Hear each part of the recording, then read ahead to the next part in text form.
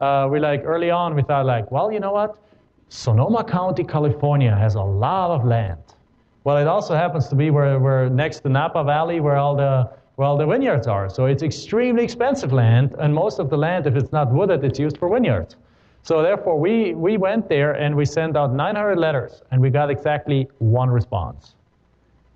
That one turned out into a $30,000 deal, okay, but that was the only response we got. And that $30,000 deal was only indirect because it actually was first about $3,000 deal that the lady then decided not to give us, but then she had another property and that we ended up then buying from her. But without that, without that, it would have been a total failure. So sometimes it takes that, but it did take that because we were thinking wrong.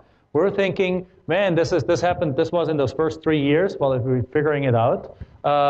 We were thinking, well, all we need to look for is areas with vacant land.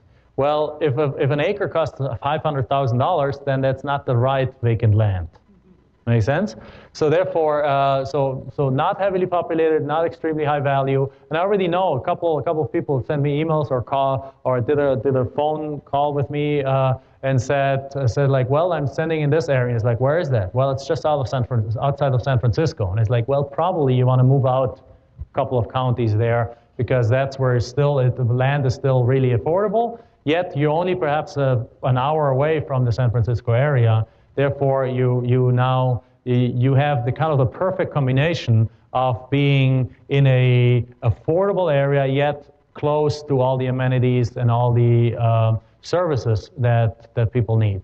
So like there's hospitals within half an hour, there's grocery stores and things, all the stuff around there. So just keep that in mind as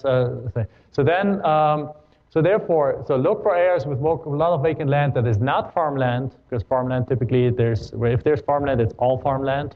And then that's not heavily populated, but not in the middle of nowhere either. Currently, right now in the economy that we are, there's certain areas, for example, northern Nevada, Elko County, and things like that.